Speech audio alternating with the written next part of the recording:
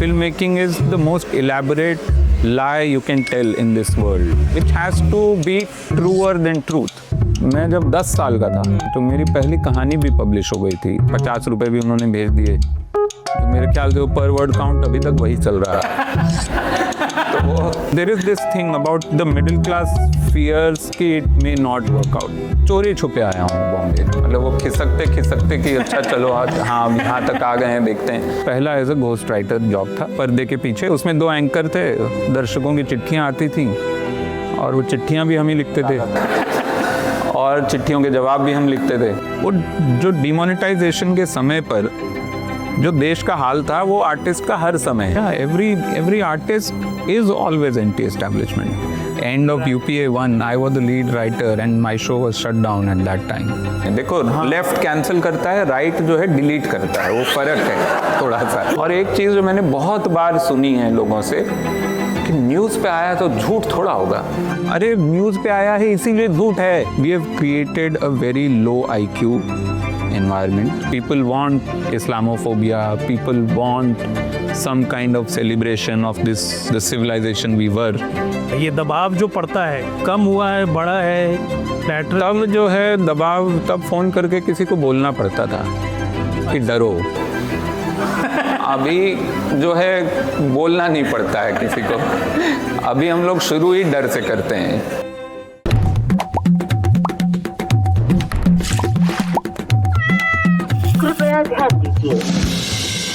So we are at the first ever live audience recording of the Scroll Adda podcast. We're at the Kunzum bookstore in Delhi in GK2, in case anyone is watching and wants to find us. We're going to be talking to Varun Grover, and we'll come to him in a bit. Before we go on, I would like to just give a couple of quick sentences about Scroll and the podcast. We started Scroll Adda around a couple of months back.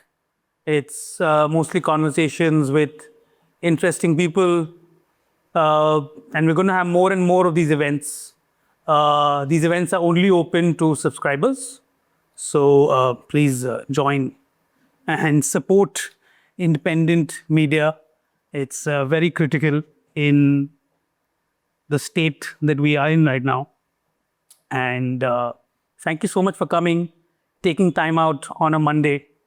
I'm glad that we have so many free people who are Scroll subscribers who could make time out on late Monday afternoon and come and listen to Varun talk about Saridon and and black coffee and just bash up black coffee. Cool. Let us begin. Varun Grover is he's a lyricist, he's a writer, he's a comedian, he is a filmmaker. So he is single-handedly responsible for increasing India's unemployment rate. He somehow cornered 4 very high-paying jobs. Which one of this you think is high paying out of except maybe stand-up comedy is high paying in terms of the amount of effort you put in and the kind of tickets you sell. If you sell tickets, yeah, then I think it is high paying. But बाकी सब बहुत ही lyrics writing में भी पैसा नहीं है। नहीं, lyrics में गाने हों तो तब पैसा हो, और गाने कितने हैं पहली बात। दूसरा ये है कि आप किस लेवल पे हैं in the industry hierarchy of lyrics writers.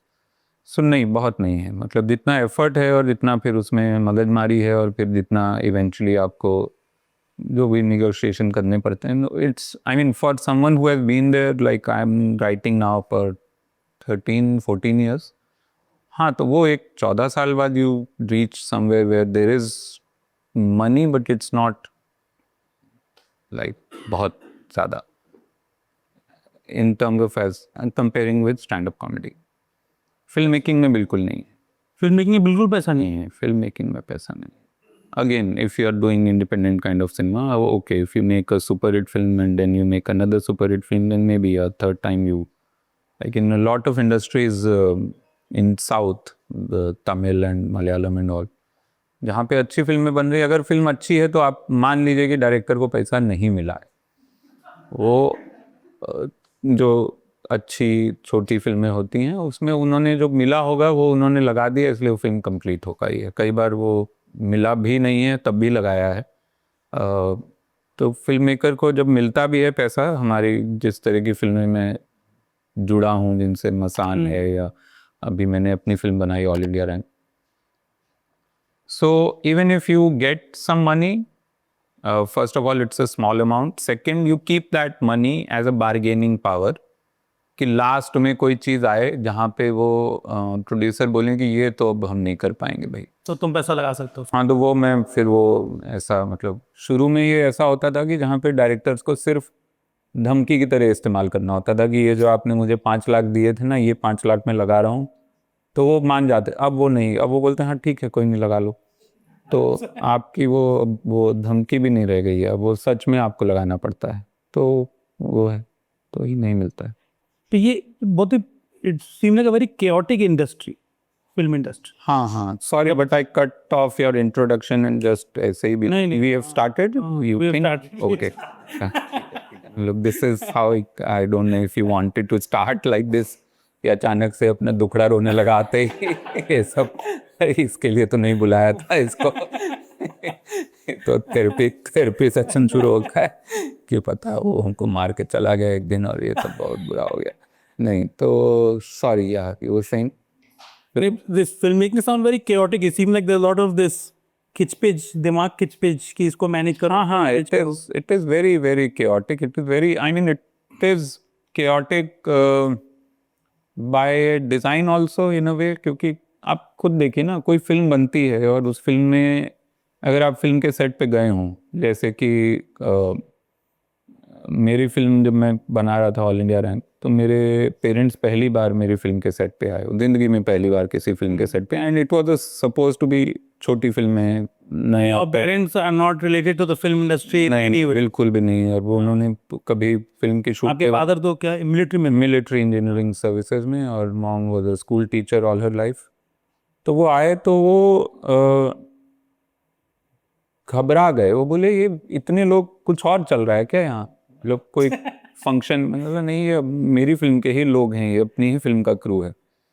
तो वो शॉकिंग होता, मैं खुद डर गया। मैं पहले दिन जब सेट पे गया मुझे लगा अरे ये इतने लोग क्यों चाहिए हमको, छोटा सा हम सीन कर रहे हैं, मेला टाइप लगा हुआ। हाँ। But so film is very chaotic anyway because everything, filmmaking is the most elaborate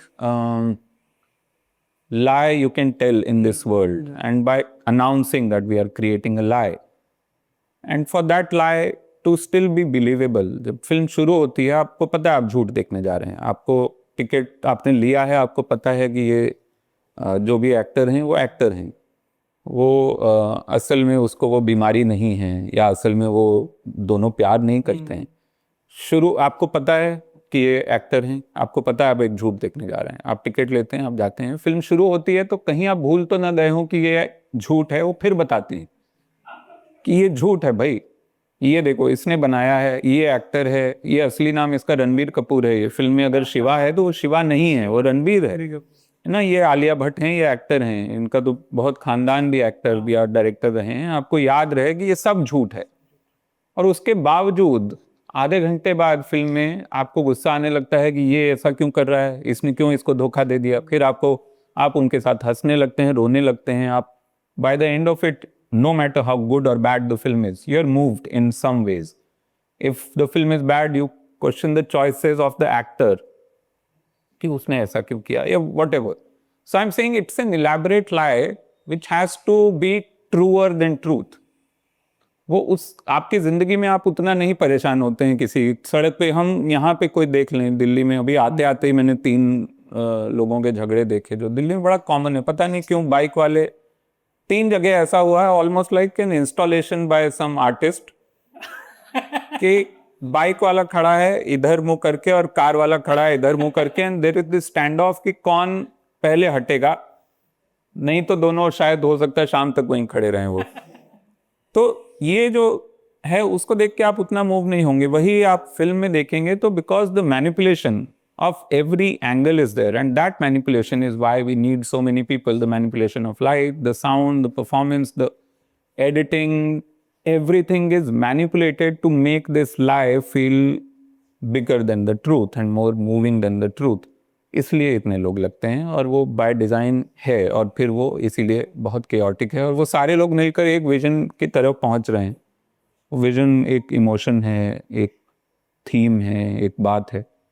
so all of that is, it's magical and it's insane that something like that exists, that cinema exists as an art form and it works, and there are still, we end up making 200-300 films in Hindi alone, और बाकी भाषाएं Just in Hindi, 200 films a year. 200 तो होंगी मेरे ख्याल से.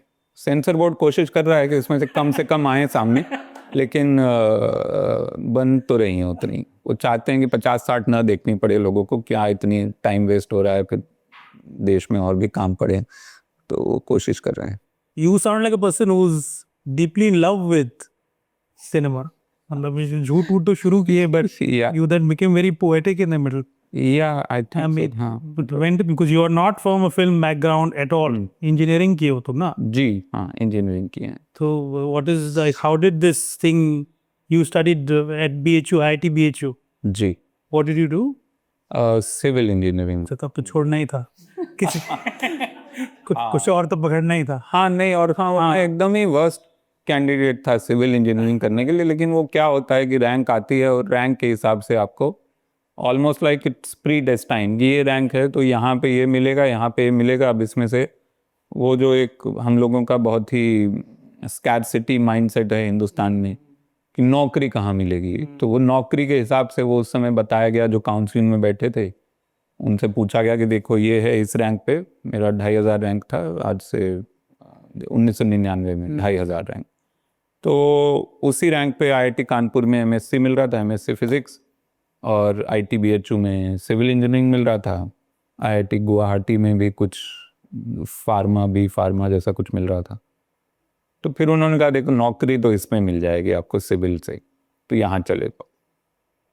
तो अगर उस समय नहीं, मतलब पता होता कि नौकरी नहीं ही करनी है जीवन में, तो शायद मैं आईआईटी कानपुर एमएससी फिजिक्स चला जाता, क्योंकि फिजिक्स पसंद थी और आईआईटी कानपुर ज़्यादा बड़ा ब्रांड नेम था, पर नौकरी ने वहाँ भेज दिया. But you regret it? IIT BHU? No, not at all. Great time apparently. हाँ बिल्कुल, वो बहुत अच्छा हुआ, बट जस्ट बाय एक्सीडेंट कि मैं वहाँ पहुँचा जहाँ पे we were part of the institute was part of the university system. So BHU is a huge university, and the university interaction, which generally what we keep talking about कि IIT या जो भी इंजीनियरिंग सिस्टम जो आजकल जो STEM है, उसमें पूरा कट ऑफ हो गए हैं ह्यूमैनिटीज से लोग. और वो पूरा माइंडसेट जो स्कैरसिटी माइंडसेट जिससे आप नौकरी ढूंढ रहे थे, वही माइंडसेट से आप पूरी ज़िंदगी निकाल देते हैं. आप इंजीनियरिंग में जाते हैं, वहाँ के बाद आपको बस यही लगता है कि वो जो बार बार कहा जाता है कि आपने देश के लिए क्या किया. अगर आप इंजीनियर नहीं हैं तो आपने देश के, अगर आपने किताबें लिख रहे हैं तो वो माना जाता है आपने कुछ नहीं किया, समाज के लिए, देश के लिए कुछ नहीं किया. वो तो मज़े के लिए लिख रहे थे, है ना, और वो भी मतलब बिकी नहीं, तो फिर किसको मज़ा आया? कोई मज़ा नहीं आया, है ना. तो वो एक सवाल जो है वो डराया जाता है उस तरह से. लेकिन थैंकफुली बिकॉज मैं BHU में था, और वहाँ पे we had interaction with other streams, other faculties. There was a faculty of performing arts, there was a faculty of languages, जहाँ पे मेरे कुछ दोस्त, मैं नहीं सीख पाया, लेकिन कुछ दोस्त जाके जर्मन सीखाया, कोई फ्रेंच सिखाया, कोई It's unique in India. Spanish Then this सिखाया. हाँ, तो वो हमारे ही, मतलब मेरे ही बैचमेट कोई अलग अलग भाषाएं सीख रहे हैं. हम लोग थिएटर कर रहे हैं, तो हमारे थिएटर में जो म्यूज़िक देने आ रहे हैं वो परफॉर्मिंग आर्ट्स के हैं, वो क्लासिकल म्यूज़िक सीखते हैं. उनके वो एक जो पूरी परंपरा है, उससे हम थोड़ा सा हमारा इंटरेक्शन हुआ. यूनिवर्सिटी में थे तो यूनिवर्सिटी में फिर अपनी एक यूनिवर्सिटी की पॉलिटिक्स होती है, जिसमें ज़्यादातर लॉ फैकल्टी के लोग हैं या आर्ट्स के हैं, तो उनसे थोड़ा इंटरेक्शन हुआ. तो एक समझ आया कि दुनिया इसके बाहर भी है. ये जो इंजीनियरिंग का एक जो छोटा सा बबल है, जिसकी बड़ी इज्जत है उस यूनिवर्सिटी के अंदर, कि हाँ भाई यहाँ के लड़के हैं और ये जाके कुछ देश के लिए करेंगे, जो एक इमेज हम ही लोगों ने बनवा दी अपनी. तो उससे बाहर निकलने का मौका मिला. और एक और जोग्राफिकली इट इज़ इंटरेस्टिंग कि जो हमारा इंस्टीट्यूट है, तो BHU में आप एंटर करते हैं तो सबसे पहले मेडिकल कॉलेज आता है। तो अगर कोई मेडिकल का स्टूडेंट है उसका बाकी यूनिवर्सिटी से इंटरेक्शन नहीं होगा फिजिकली, क्योंकि आप जाते हैं और एंटर करते ही बगल में मेडिकल कॉलेज है, इधर मेडिकल स्कूल है, वहाँ से आप बाहर गए, सामान वामान लिए अंदर आ गए। फिर बाकी फैकल्टीज आती हैं, लॉ आता है, आर्ट्स आता है, कॉमर्स आता है, मैनेजमेंट आता है। सबसे लास्ट में जब खत्म हो जाता है पूरा कैंपस तब इंजीनियरिंग आता है। तो इंजीनियरिंग को ना एक तरह से सबके उस उधर से गुजरना पड़ता है, तो आप कम से कम visually emotionally you are attach to the entire university. You feel like कि ये पूरा मेरा है। वो जो मेरे हिसाब से ऐसा है कि जो मेडिकल वालों को वो मौका नहीं मिलता। So that also helped I think in a way to be connected and to be aware कि ये दुनिया बहुत बड़ी है। जो उस समय 12वीं के तुरंत बाद आप चले जाते हैं इंजीनियरिंग करने, शायद उतना नहीं पता होता है या उतना आप सोचते भी नहीं हैं। और फिर आपको जो बता दिया जाता है, ब्लिंकर्स लगा दिए जाते हैं, उसी ब्लिंकर्स के साथ आप दौड़ते रहते हैं। और इस BHU के निकलने के बाद कब तुमने डिसाइड किया कि तुम ये सब लिखने विखने का टाइप?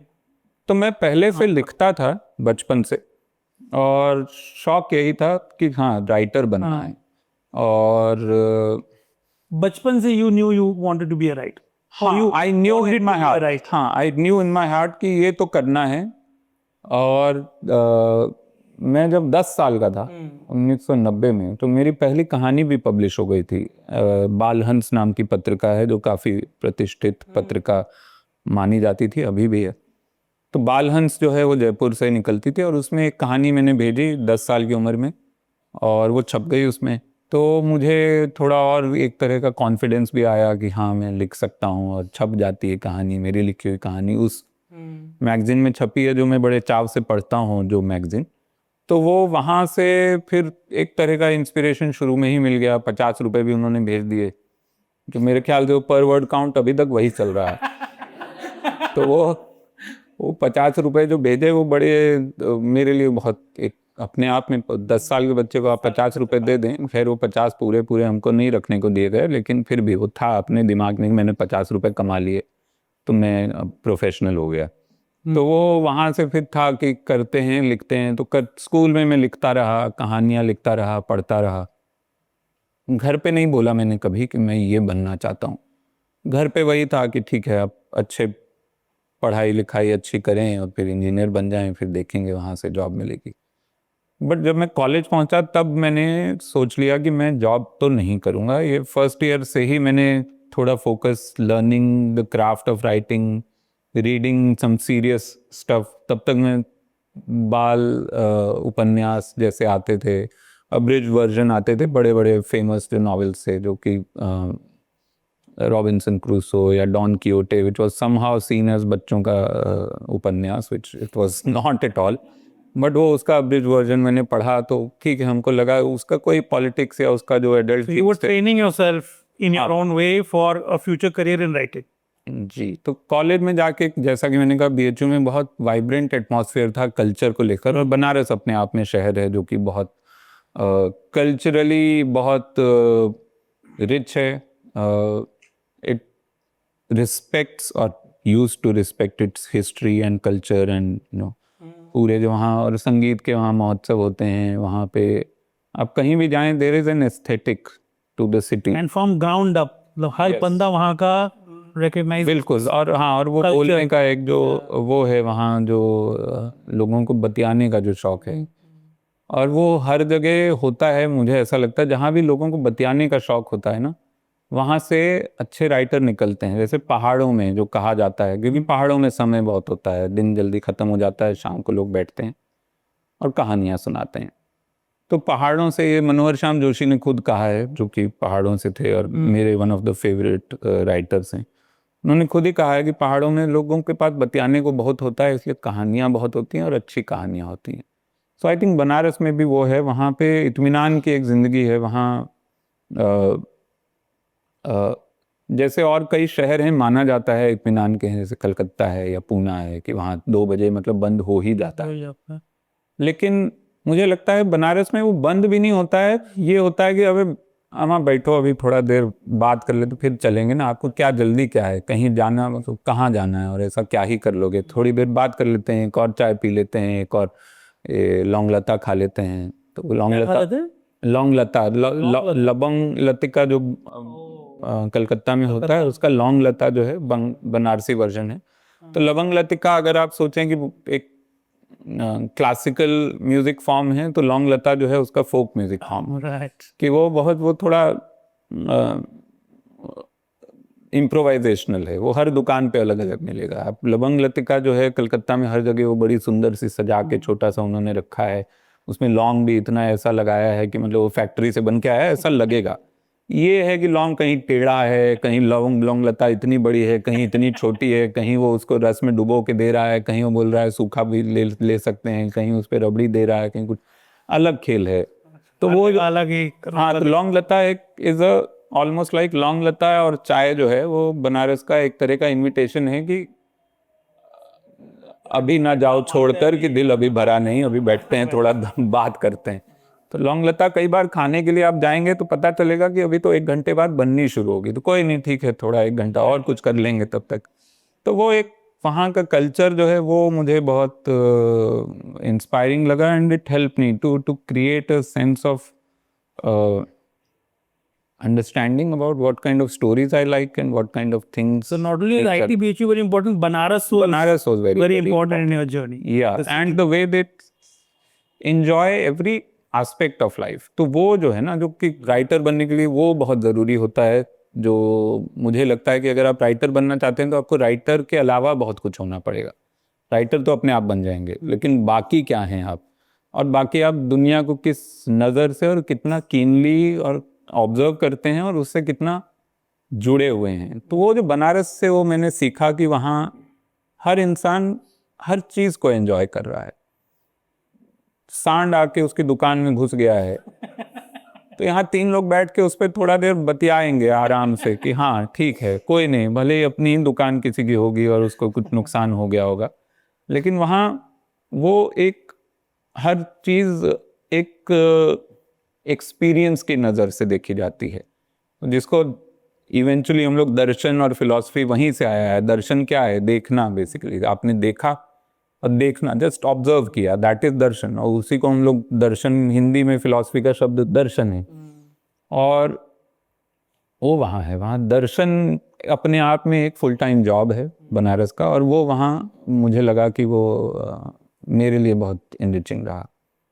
तो जब तुम पास आउट के ITBHU से you'd already decided you're going to be a writer, but हाँ, you actually went to do coding. Poona, तो मैं 1 साल गया पूना में जॉब करने। तो मैं ये चाहता था कि जब मेरा इंजीनियरिंग खत्म हो जाए तो मैं या तो बॉम्बे या पूना, ये 2 जगह हैं, यहीं में जॉब मिलेगा तो मैं ले लूंगा, नहीं मिलेगा तो फिर मैं नहीं लूंगा। मैंने strategic thing just to get to that जो मैंने वहाँ की ही कंपनीज सिलेक्ट की जिसमें मैं इंटरव्यू दूंगा, और उसमें होगा तो, और पहली ही कंपनी जो मैंने पूना वाली जो इंटरव्यू दिया उसमें हो गया, बिकॉज पूना में FT आया था।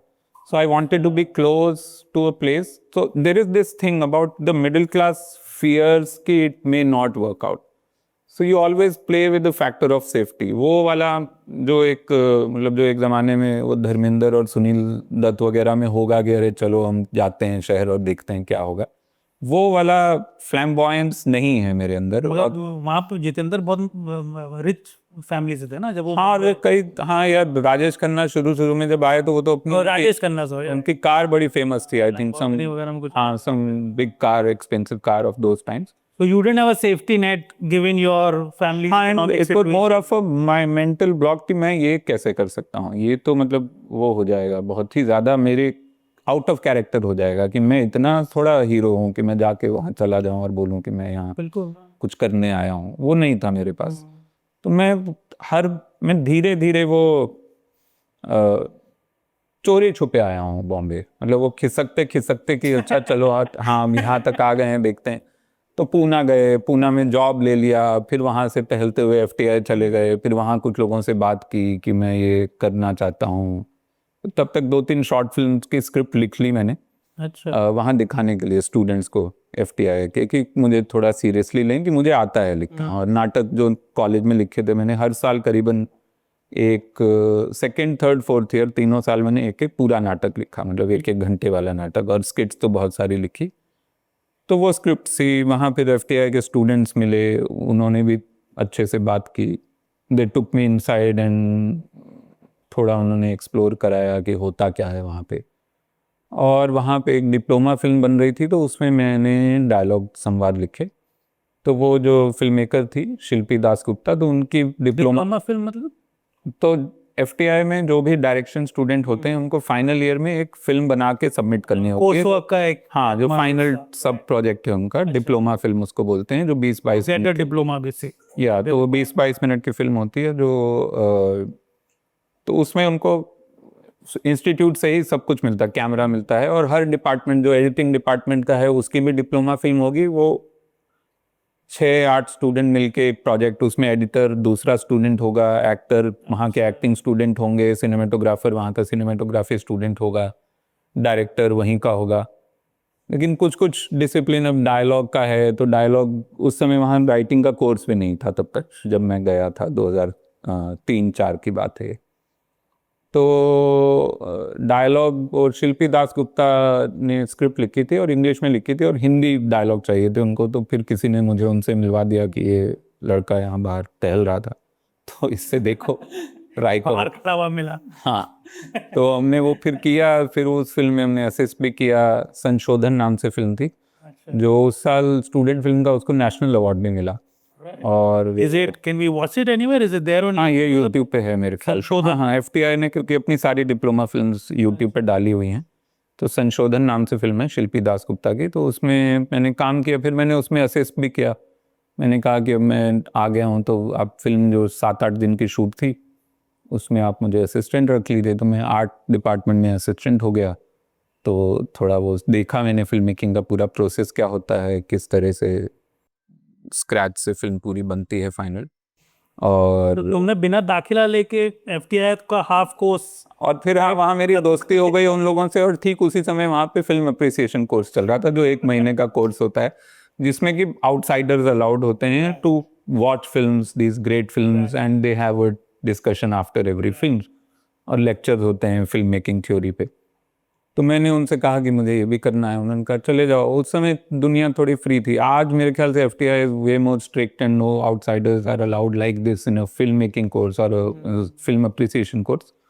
तो 15 दिन करीबन मैंने वो भी कर लिया। मेरे जो बच्चे, you still had that coding job? हाँ, मैं कैनवे नाम की कंपनी थी, उससे मैंने 1 महीने की छुट्टी ली थी, झूठ बोल के, कि घर में कुछ प्रॉब्लम है।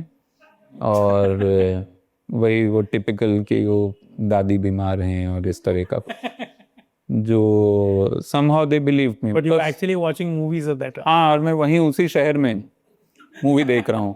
और वो कैनवे की बस आती थी तो मैं छुप जाता था। कहीं कोई मेरा ही कोई कोलीग या बॉस देख लेगी तो एफटीआई के बाहर टहल रहा है, ये बोल रहा था वहाँ दादी बीमार है, क्या हो रहा है यहाँ पे। तो मैंने एक्चुअली, और जैसा कि मैंने कहा ना, वो मिडिल क्लास मेंटालिटी है, मैं बहुत डरपोक भी था अंदर से कि ये जो भी मैं कर रहा हूँ वो अनएथिकल भी है। तो मैंने, और फिल्मी भी हूँ दिमाग से, काम कर रहे हो तो मैंने वो दाढ़ी बढ़ा ली थी और टोपी और पूरा लुक चेंज किया था, सिर्फ अपने ऑफिस वालों से बचने के लिए, कि पूना में कोई टहलते हुए कहीं मुझे देख ले फिर बोले बता दे। तो फिर मैं वही वो राम प्रसाद और लक्ष्मण प्रसाद वाला मैं बनाऊंगा कि वो मैं नहीं था, वो कोई था, वो मेरा भाई था या कुछ था। तो वो बहुत सारी उस तरह की चीज़ें। बट हाँ, तब तक मैं तय कर चुका था, और 11 महीने जॉब करने के बाद मैंने जॉब छोड़ दिया और फिर मैं मुंबई आ गया। To write. और फिर वहाँ से फिर शुरू के 1 साल तो नौकरी लग गई थी जब तुम बॉम्बे? नहीं, ऐसे ही आ 1 गया साल। हाँ, तब जाके मुझे लगा कि अब मैंने एक एक्सपीरियंस ले लिया है, एफटीआई का ये बैच है और ये लोग भी जा रहे हैं, वो ग्रेजुएट हो रहे थे और वो जा रहे थे, वहाँ कुछ लोगों से दोस्ती हो गई थी। तो मुझे लगा कुछ तो जान पहचान है, ऐसा नहीं है कि अचानक से मैं स्टेशन पे उतरा और मैं पूरे शहर में किसी को नहीं जानता हूँ। तो 10-12 लोग थे जो आ रहे थे बॉम्बे, उसमें 2-3 एक्टर भी थे। कौन कौन था? Would we know any names from that batch? नहीं कोई। बट तुमको थोड़ा कॉन्फिडेंस आ गया कि एटलीस्ट एक टोला बन गया तुम्हारा। हाँ, और तभी ऑफिस में, क्योंकि मुझे कहा गया कि आपको यूएस भेज रहे हैं, जो एक्चुअली वो सॉफ्टवेयर का एक ड्रीम होता है, जो भी जाता है कि हमारे लिए डिजास्टर था कि 2 साल 3 साल में अगर भेज दें तो वो बहुत वो हो जाता है कि हाँ ऑन साइट, अरे वाह आप तो डॉलर कमाएंगे ना, वो दिमाग में रहता है। तो वो मुझे 11 महीने पे ही उन्होंने 10वें महीने पे बोला कि आपको यूएस का काम आ रहा है तो तुम जाओगे वहाँ प्रोजेक्ट में। तो मैंने कहा कि मैं तो छोड़ You रहा हूँ। must have done very well at the coding job also. On site तो टॉपर लोग को ही मिलता है. हाँ, तो क्योंकि मैंने कोडिंग लिया नहीं था, क्योंकि मुझे लिखने का शौक था, तो मैंने डॉक्यूमेंटेशन लिया था जो कोई नहीं लेना चाहता था। और मुझे लगता था डॉक्यूमेंटेशन तो मेरे मतलब वो हाँ मिजाज का है कि मैं ये लिखना है। तो उसमें मैं इतना अच्छा हो गया कि 11 महीने के अंदर ही मैं न्यू जॉइनीज को ट्रेनिंग दे रहा था डॉक्यूमेंटेशन की। और तो उनको लगा डॉक्यूमेंटेशन अच्छा करता है और मन से करता, कोई नहीं करता था क्योंकि डॉक्यूमेंटेशन में कोई फ्यूचर नहीं था। इसमें आप प्रोजेक्ट मैनेजर कभी नहीं बन सकते हैं। सिर्फ आप मतलब वो कोई सिर्फ सीए हो तो वो कंपनी का मालिक नहीं बन सकता कभी, उसको दूसरे रास्ते। तो वो उनको लगा कि ये एम्बिशियस ज़्यादा नहीं है तो डॉक्यूमेंटेशन का काम बाहर भी होता है, वहाँ भेज देंगे। तो मुझे लगा मैं एक बार चला गया तो मैं इस चक्रव्यूह में फंस जाऊंगा, क्योंकि बाहर जाके और एक बार वो जो डॉलर देख लिए और वहाँ का लाइफस्टाइल पता नहीं कैसा हो क्या हो, दिमाग में तो सब अच्छा अच्छा ही था। अब जाके देखा जब अमेरिका तो समझ आया कि मैं नहीं टिकता वहाँ, वहाँ से भी आ जाता। लेकिन तब दिमाग में था अरे अमेरिका, और अगर भेज दिया और मैं चला गया तब तो ये सपना यहीं रह जाएगा। तो फिर मैंने बोला कि मैं तो छोड़ रहा हूँ, तो फिर मैंने छोड़ दिया। फिर उसके बाद what was your first job in Bombay? First few jobs were ghost writing for people. So बहुत सारे, तो बॉम्बे में एज अ राइटर काम मिलना आसान है, राइटर होकर क्रेडिट मिलना और पैसा मिलना बहुत मुश्किल, उसमें समय लगता है। लेकिन आप बोलें कि मैं लिखता हूँ, हाँ फ्री वाला जो राइटिंग जो और किसी को नहीं मिल, फ्री में एक्टिंग किसी को नहीं मिलती है कि अच्छा पैसा मत दो हमको एक्टर नहीं बनाते हैं, पैसा मत दो राइटर बना दो, बना देते हैं। क्योंकि अगेन वो जो माइंडसेट है कि राइटर तो अरे कोई भी लिख लेगा यार, उसमें क्या है, तुम ही लिख दो। और खैर वो बहुत सारे ऐसे घटिया काम होते ही हैं खास करके टीवी पे, जो कोई भी लिख सकता है। जैसे मेरा मानना है कि आज की तारीख में कोई भी ये न्यूज़ एंकर बन सकता है जो टीवी का। इनफैक्ट जितना बेवकूफ़ हो उतना अच्छा बन सकता है ना। तो वो it is kind of your दिमाग में वो है उनके। तो वो थे भी वैसे ही ब्रेनलेस से शो थे। वो एक शो था जिसमें दर्शकों की चिट्ठियां आती थी और ये दो एंकर थे जो दर्शकों की चिट्ठियों के जवाब देते थे स्टार प्लस के प्रोग्राम्स के बारे में। तो क्या वो नाम था इसका? इसका नाम था आप पर्दे के पीछे, Right. इस प्रोग्राम का नाम था। हाँ, तो ये मेरा पहला as a ghost writer job था, पर्दे के पीछे। उसमें दो एंकर थे, दर्शकों की चिट्ठियां आती थी और वो चिट्ठियां भी हम ही लिखते थे ज़्यादातर, और चिट्ठियों के जवाब भी हम लिखते थे। तो एंकर में वो चिट्ठी आई है कि अहमदाबाद से ये है ना, इन्होंने ये लिखा है कि ये बताइए हमको कि ये तुलसी वीरानी जो हैं रियल लाइफ में उनका फेवरेट खाना क्या खिचड़ी ही है जो शो में दिखाया गया है। तो फिर उसका जवाब वो तुलसी वीरानी के पास, फिर वो अपनी कैमरा टीम लेके जाते थे, वो सेट पे हैं तुलसी वीरानी और उनसे वो पूछ रहे हैं कि ये दर्शक की चिट्ठी आई है जो मैंने लिखी होती थी। चिट्ठी तुमने वरुण को लिखी? हाँ कोई नहीं, लेकिन वो फिर वो बहुत ऑनेस्टली और अर्नेस्टली उसका जवाब देती थी। तो इस तरह का एक शो था जिसमें एंकर लिंक्स लिखते थे हम लोग, और मैं और दो राइटर थे, मैं और एक राहुल पटेल, हम दोनों साथ में लिखते थे। और हमको उसका एक एपिसोड पर 2,500 रुपया मिलता था, 1250 बेसिकली पर हेड। और ऐसे हम महीने में 4 एपिसोड, तो 5,000 रुपया मेरा बनता था महीने का। और ये फिर मैंने कुछ महीने लिखा ये शो, जिसमें कि चिट्ठियां हैं, चिट्ठियों के जवाब हैं, और भी कुछ कुछ सेगमेंट थे। अभी कोई इंटरव्यू के लिए स्टूडियो में आया है कोई एक्टर, तो उससे क्या पूछना है, वो क्या जवाब देगा, उस तरह की चीज़ें। तो ये पहला काम था। 1 साल तक मैंने इस तरह के काम किए घोस्ट राइटिंग के। एक अवार्ड शो टीवी पे, 1-2 अवार्ड शो लिखे, उसमें भी कोई और राइटर है, क्रेडिट भी उनका आ रहा है, पैसा भी उनको मिल रहा है। इसमें जैसे ये 2,500 हमको मिलते थे, उसका वो पूरा सारा काम हम करते थे, मैं और राहुल। और मिलता था उनको 15,000, जो मेन राइटर थे, नाम भी उनका आता था। 15,000 में से वो 2,500 देते थे हमको और बाकी वो अपने पास रखते थे। और उनको हमने बोला कि कम से कम ऐसा, मतलब इवन नंबर 1250 काटने, मतलब 50 रुपए का नोट क्यों जोड़ रहे हो इसमें, मतलब 3,000 कर दो, 1,500 आ जाए, थोड़ा सा लगे ना, इज्जत है। लेकिन नहीं मानते थे वो, बोले नहीं नहीं इतने का ही है काम। लेकिन हाँ उनको मिल रहा था 15,000। तो मुझे वो लगता था ऑड कि वो भी 12,500 ले रहे हैं फुल। 3 0 वाला ऑप्शन है उनके पास, तो 12 ले लें तो वो 3 0 आ जाएंगे, पता नहीं वो मेंटल लोगों, वही मैथ्स नहीं पढ़ने का ये नुकसान होता है लोगों को। They don't understand the aesthetics of numbers. I think वो नंबर्स में जो एस्थेटिक है वो उनको वैल्यू नहीं थी उसकी। तो खैर हाँ, तो ऐसे करते करते फिर 1 साल बाद मैंने उसी दौरान, क्योंकि जिस प्रोडक्शन हाउस के लिए ये शो हम लिख रहे थे पर्दे के पीछे, उसी प्रोडक्शन हाउस ने शुरू किया the great Indian comedy show. और हमको पता चला कि अच्छा इन्होंने एक शो शुरू किया है, मैं और राहुल, और हम लोग साथ, हम दोनों को कॉमेडी बहुत पसंद थी और स्टैंड अप कॉमेडी और उस जमाने में भी you were interested in stand up? हाँ, तो मैंने फिर हमने पता लगाया कि उस शो में कौन प्रोड्यूसर है, उस शो में कौन क्रिएटिव हेड है। तो हमें एक क्रिएटिव हेड का ईमेल आईडी इन्होंने दे दिया दया करके कि ये बच्चे 4 महीने से यहाँ पे ऐसे 1250 रुपए के लिए सेट पे खड़े रहते हैं सुबह से शाम, लिखते भी यही हैं, सेट पे 8 घंटे की शूट पे भी यही रहते हैं, वो राइटर तो आता भी नहीं है।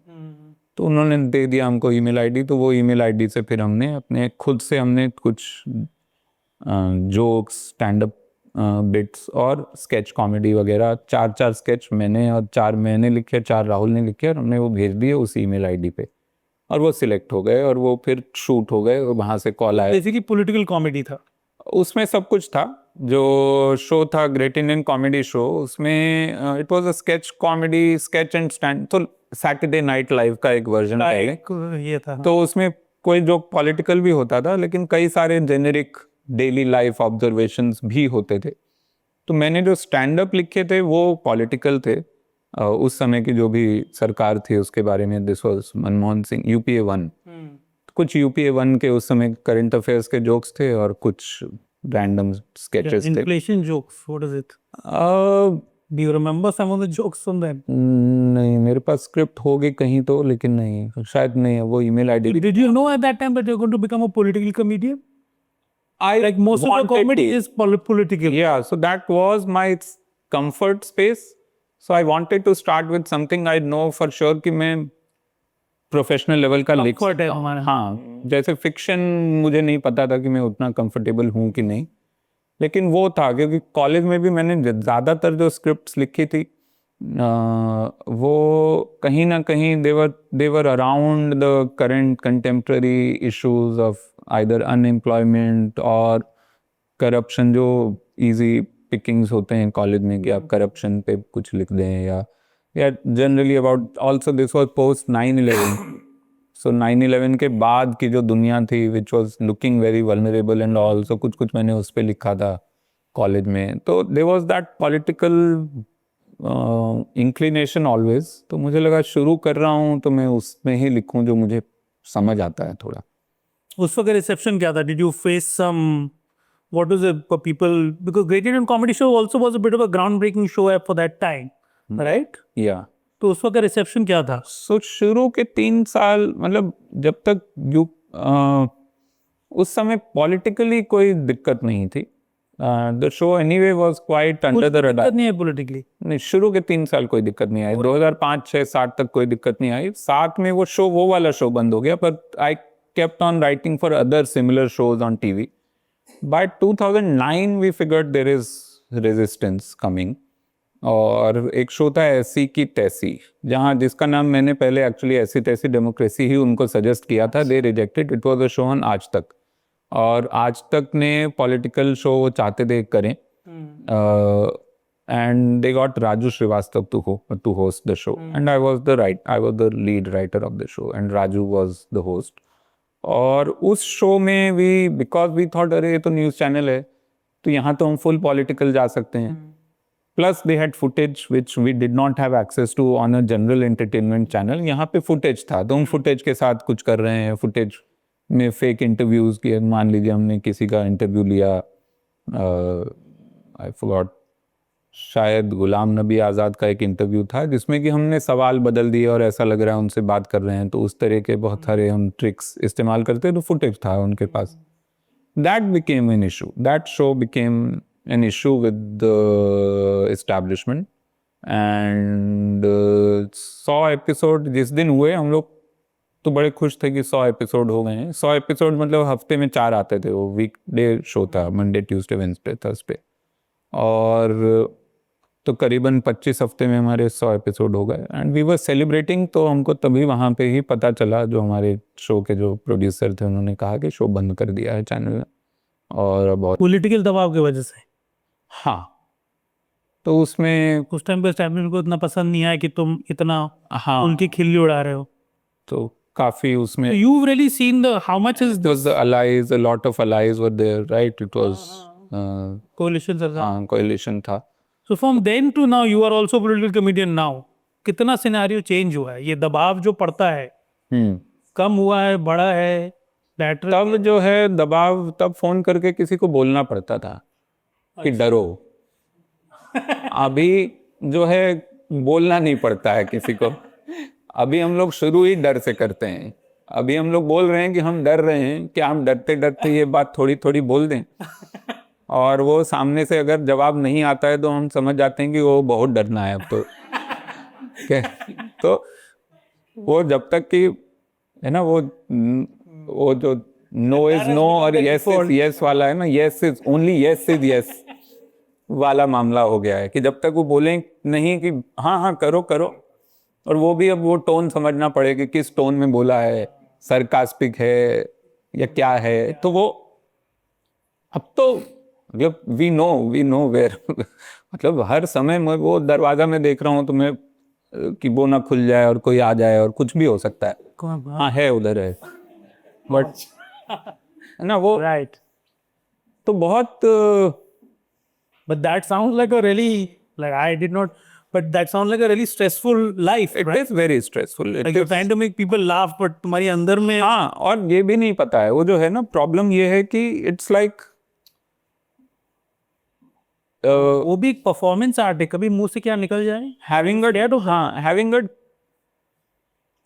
it's like having a drunk father, right? Right. The government। कब बम जाए, there is हाँ, हो सकता है आज नशे में आए और बोले कि अरे बहुत अच्छे बच्चे हो यार तुम, अच्छा, और किसी दिन आके बिना कुछ बोले तोड़ने लग गए, है ना। So that unpredictability is very scary.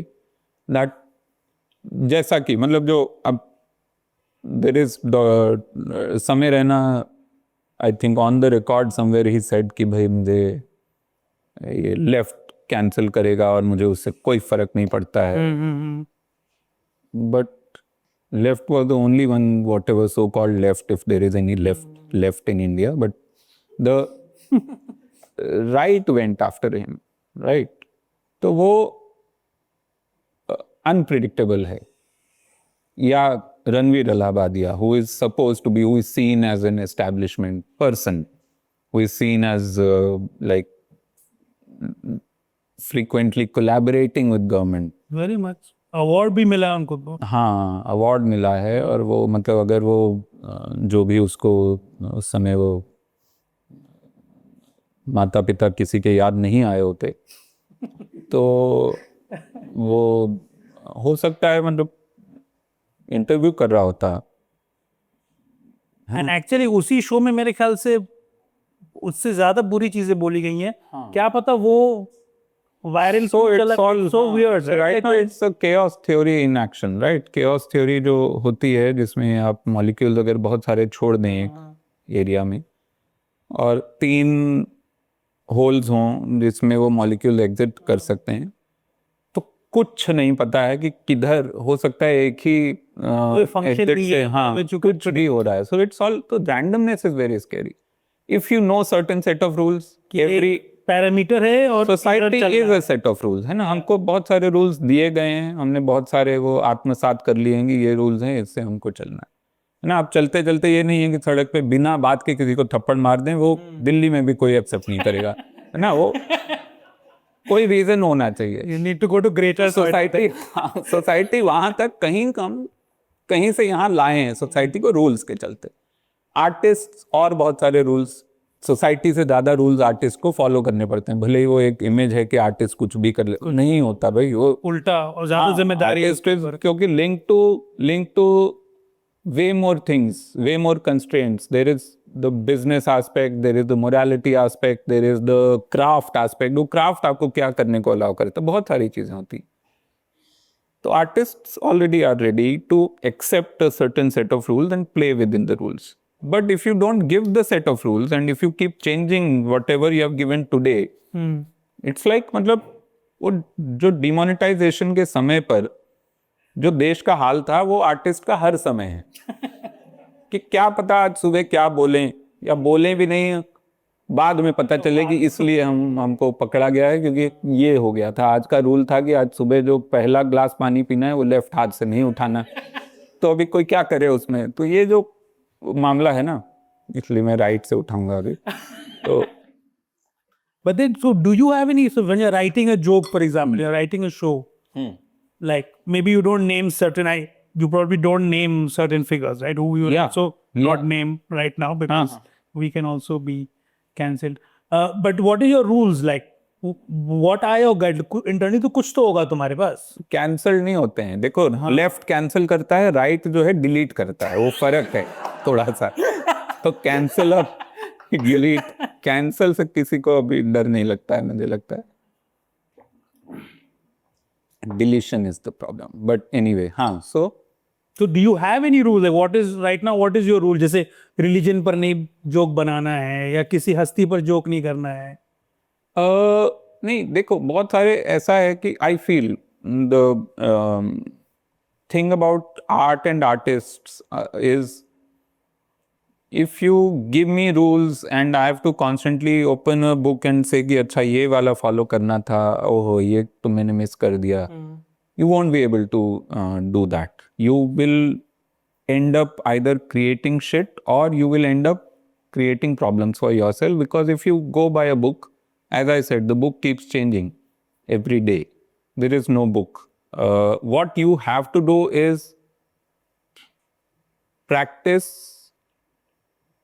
a sense of, basically work on your moral compass so that you don't regret whatever happens. That moral compass is what you need, and that moral compass is basically comes by practice and also by awareness of the world. Artists जो हैं वो चूहे होते हैं, ठीक है, उनको पता है 2 घंटे में earthquake आने वाला, बाकियों को नहीं पता है, because the heightened sense of alertness, heightened sense of observation.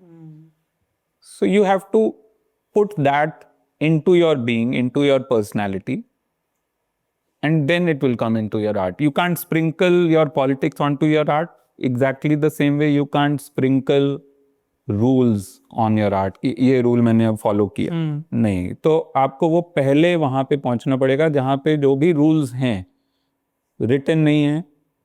समाज के इस समय क्या रूल्स हैं, पॉलिटिक्स के, जुडिशरी में क्या चल रहा है, आपका अपना मॉरल कंपस क्या कहता है कि this should I talk about this or not? How important it is for me at this point. That is one part. The second part, yes, in a way, how to craft that statement, whatever you're going to say, either in poetry, either in stand-up comedy or a tweet or a Insta story, whatever you are doing. How to craft that, then the craft part comes for me through empathy. So no bitterness, because the bitterness is something which everyone catches, even if they are, I don't know, dumb, to get the point. Right. And Even if they miss the point completely. that takes away from the charge or whatever you're saying. Yeah, so if they say कि अच्छा वो उनको समझ ही नहीं आया, मान लो point मैंने कोई बोला पॉलिटिक्स का और उनको नहीं समझ आया, बट बिटरनेस समझ आ गई, तो immediately you will be bracketed into a certain kind of being who is trying to destroy that person who found it bitter, and then it becomes personal. So don't be personal. That's my like one whatever thing I've learned. It's not, again I'm saying, it's not something I consciously do, but it's something which I've consciously made myself to be, to have empathy, to not be bitter about things, and to always put the intention, which is, if intention is a better world, a better society, a better India, ठीक है, ये 3-4 broad, हाँ, हम ये चाहते हैं भाई। हम ये नहीं बोल रहे हैं कि ये जो भी जिसने बहुत कुछ खराब कर दिया, मान लीजिए कोई आपका लोकल नेता है या कोई भी है, कि मैं ये बोल रहा हूँ कि इसको सड़क पे लाओ और चांटे मारो, मैं वो नहीं बोल रहा हूँ। मैं बोल रहा हूँ कि यार ये सड़क टूटी हुई है और मेरा कल ऑटो इसमें गया और उसका पहिया निकल के चला गया और मैं गिर गया, तो मैं इतना तो बोल सकता हूँ ना। मैं ये कह रहा हूँ कि मैं ये बोल रहा हूँ and I am coming from a place of good faith, तो take me in good faith. I am coming from a place of good faith कि तुम मेरी बात समझोगे और मुझे इसका कोई उपाय दोगे, तो बस उतना है। वो कॉन्वर्सेशन का जो एक तरीका है, बट उसके पहले का पार्ट भी उतना ही जरूरी है, where you understand what is going on and how to whatever how to put that. And also the thing is, you have to feel compelled enough to talk about things. There are so many artists who feel कि ठीक है हमको art ही बनानी है ना, तो art हमारी उधर भी बन सकती है, उस तरह से भी बन सकती है।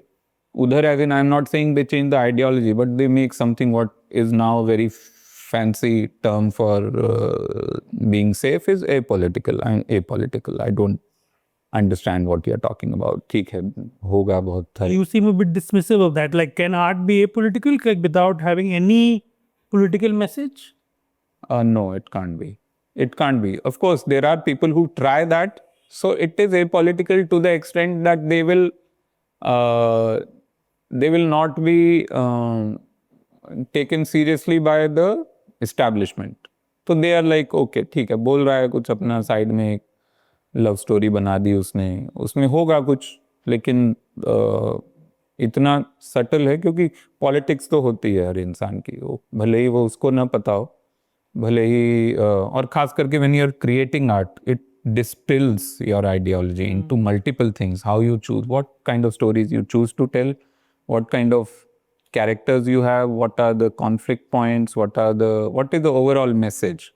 And at this point I am saying, even if you're creating a simple love story with no demonization of the demonized minorities, say Muslims or Dalits, or it is still a progressive step in that way. If But it is just accepted. in this environment to do that is now a progressive step. Yeah, because the pro-establishment thing is seen as, it's, I don't know establishment ने ये बोला है किसी को ये करने को, लेकिन नहीं भी बोला है तो लोगों के दिमाग में ये है कि it is pro-establishment if we create something where the otherization is like the key point, and through whatever the Muslim is the enemy, वो लोगों के दिमाग में ये आया है। तो अगर आप वो नहीं कर रहे हैं, आप कुछ और कर रहे हैं, you are still creating art which is consumed by people, and so that art is taking 3 hours of someone's life instead of 3 hours of TV watching. It's a positive art, I think, that way. No, I want to jump up on this because you worked in Bollywood for a long time and तुमने थोड़ा देखा है कैसे change हुआ है बॉलीवुड की, जो तुम कह रहे हो कि मुस्लिम डिमोनाइजेशन, जैसे एक एनिमल पिक्चर बनी थी, तो मैंने गलती करके मैं देखने चला गया कि इतना क्या हुआ हो रहा है, कि देखूं मैं भी जर्नलिस्ट हूँ, मुझे समाज को जाना चाहिए। So I had to leave that film after the interview because हो गया, research is done, because I was aghast at what it was showing. Oh अच्छा, मैंने तो नहीं देखी, मैं तो वो उसके ट्वीट पढ़ के ही मैं रुक गया घर पे, तो जो भी डायरेक्टर साहब थे उसके, तो नहीं मैंने नहीं देखी। But then explain to us how this transformation has taken place. Like what are the things you've seen as a part of the industry? कैसे हुआ ये इतना, क्योंकि बॉलीवुड तो एक तरीके से जो भी कहो, सैपी सेक्युलरिज्म जो भी, एक तरीके से it was a secular pole of Indian society to some extent, और अभी जाके पूरा राइट विंग पोल बन गया है। कैसे ये हो गया, तो वही है, मुझे लगता है ऐसा नहीं है कि कहीं से किसी को एक दो है ना बैठक हुई और उसमें ये बात हुई है, जो this is how I think it's like the opposite of, I think, so there is something called chilling effect and then there is warming effect. अगर उसका उल्टा हम बोलें तो warming effect ये है कि अच्छा हाँ इस तरह की चीज़ें बनाओ तो हमको ज़्यादा acceptance मिलेगा। So there is this thing about मतलब Bollywood is a very generic term, so I won't say Bollywood, but I'll say people in influence and across, not just film industry, but journalists, the celebrity journalists, the star TV anchors, the influencers for example बहुत सारे हैं.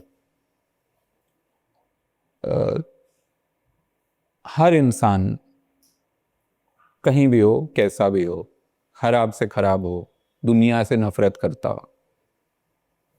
हम नफरत करते हैं ना, दुनिया हमको क्यों नहीं प्यार करती है, ये सवाल सबके अंदर होता है कि I want to be loved. Everyone wants to be loved. Human nature. This is the human nature. This is the thing we have learnt in 50,000 years of evolution. कि if you are loved, you are safe.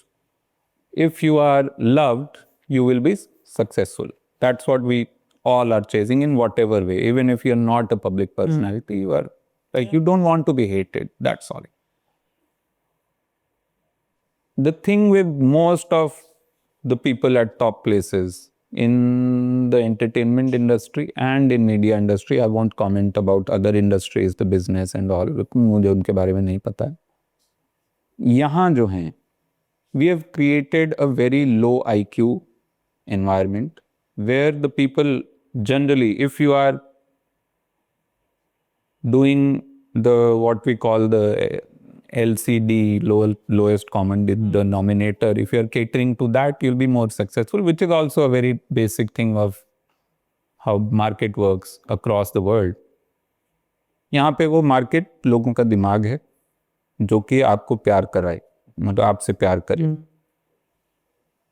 So they are always chasing this sphere of media and entertainment. They are chasing influence. Influence is number of people. They have believed, or they are made to believe through a very solid campaign over the last decade through media, which was at some point probably bought, but now they have bought into the idea that this is what people want. People want Islamophobia. People want some kind of celebration of this, the civilization we were, and we want to go back there. And there are certain keywords which people have But you don't think that's true? ये भरम है, मतलब isn't there like a need also, market demand for this sort of films? So market demand it's a circle. You don't know what started first. Right. Is the demand there, then these people started, or because these people started doing this and then the market understood कि अच्छा तो यही है, ये TV भी यही बोल रहा है, ये भी यही बोल रहा है, तो होगा, हम लोग सच में हाँ बहुत मतलब हम लोग बहुत ही खतरे में होंगे, ये लोग बोल रहे हैं. खतरा वैसे हमको कहीं नहीं फील हो रहा, लेकिन वो बोल रहा है, तो हो सकता है मुझे नहीं हो रहा हो, लेकिन कोई होगा कहीं भोपाल में उसको हो रहा होगा बेचारे को बहुत ज्यादा, तो मुझे उसको सपोर्ट करना है क्योंकि खतरा तो है. न्यूज वाला बोल रहा है अभी इतना बड़ा, सभी बोल रहे हैं, बड़े बड़े लोग. और एक चीज जो मैंने बहुत बार सुनी है लोगों से कि न्यूज पे आया तो झूठ थोड़ा होगा. अरे न्यूज पे आया है इसीलिए झूठ है. वो जो लोगों के दिमाग में है ना कि न्यूज पे थोड़ा झूठ बोल सकता है, वो बोल रहा है यहाँ पे ये हुआ है, वो बोल रहा है यहाँ पे इतने लोगों को भगा दिया गया है गांव से, वो बोल रहा है कि हमारे यहाँ ये सेलिब्रेट नहीं करने दे रहे हैं. तो जो इतनी सारी जो कहानियां हैं ना, वो इन्होंने भर भर के न्यूज चैनल्स ने ऐसे बांटी कि not just the people bought it, the film industry broadly bought it कि हाँ अच्छा ये तो हो रहा है, तो इसमें तो. And so the thing is because they are also mostly low IQ people, they have this very deep need to be seen as intellectuals. And the only way to feel intellectual right now is to comment on the world which they have kind of figured through other low IQ people selling a certain agenda on news TV. And they feel हाँ इस पे हम बात करते हैं, इस पे ना ये जो है ये बहुत बड़ा एक सीक्रेट था जो किसी ने किसी को कभी बताने नहीं दिया. As we were talking अभी थोड़ी देर पहले, the central this thing of right wing is persecution complex. The central ethos or whatever the raison d'être I think बोलते हैं शायद उसको. तो उनके दिमाग में ना छोटी छोटी चीजें बहुत बड़ी सरकार को नहीं लगता है कि we are being persecuted. हाँ, तो वो जो है ना वो पावर में है, और the only way to retain power is by saying ओह वो बहुत कभी भी जा सकता है और बड़ी मुश्किल से हमको मिला है. As we were talking about Huberman, कि वो मतलब छोटी छोटी चीज़ों को इतना बड़ा कॉन्स्पिरेसी करके बताया। आज तक आपको लेफ्ट लिबरल्स ने पता नहीं लगने दिया था कि अंडे में 6 ग्राम प्रोटीन होता है, तो अंडा खाना चाहिए। ये मैं बता रहा हूँ। Just to Uberman is a very famous American health podcaster who I think we both like, but like Varun is saying, he's some right winger, and suddenly for 5-10 minutes he'll do these weird conspiracy theories, से ये हमसे छुपाया गया है किसी ने। और ऐसी ऐसी चीजें बोलते हैं छुपाया गया है, जैसे मतलब आपको आज तक और हुआ ही है ना। अभी तो मीम चल गया है कि आज मतलब सूरज इसलिए उगा है आज पूरब से, क्योंकि है ना प्रधानमंत्री ने करवा दिया कि आज सूरज अब से हर रोज सुबह पूरब से ही उगेगा, और इस तरह की बातें जो हैं, और उसको मानने के लिए लोग तैयार बैठे हैं। बोलेंगे हाँ यार अच्छा, आज तक पता है पश्चिम से उग रहा था ये नेहरू जी की वजह से, और इसलिए हमारे यहाँ सूखा पड़ता था, अब देखो अब आ गया है। और वो बोलो कि ये तो किसने बोला, तो न्यूज़ चैनल झूठ थोड़ा बोलेगा, न्यूज़ पे आया है, हमने देख लिया। या कोई कहेगा ब्यूरोक्रेसी हैज फेल्ड, हाँ, वो जो ब्यूरोक्रेट प्रधानमंत्री बहुत अच्छा काम करे थे मगर कोई बाबू ने आके टांग अड़ा लिया। हाँ, तो वो अचानक से ब्यूरोक्रेट्स, तो वो जो है ना the flip flop which I read, there is a very I mean established theory, the right wing has sustains itself by doing by believing in two absolutely opposite ideas at the same time, and they can flip between them without them also knowing। सामने वाले को तो क्या ही पता, उसको खुद ही नहीं पता चल रहा है कि राहुल गांधी बहुत ही लेजी और डिसइंटरेस्टेड भी है, और सबसे बड़ा कॉन्स्पिरेसी थ्योरिस्ट, मतलब वो सबसे बड़ा वो डीप स्टेट भी है। अभी भी देश राहुल गांधी चला रहा है, ऐसा भी लोग बोल रहे हैं, और ये भी बोल रहे हैं कि उसको कुछ नहीं आता है। So there is this which is true for all around the world. वो राहुल गांधी क्या, ये तो वो कोई अमेरिका का डीप स्टेट हमारा देश चला रहा है। अमेरिका का डीप स्टेट अगर है तो ट्रम्प उसको खा चुका है अब तक, अगर है भी तो।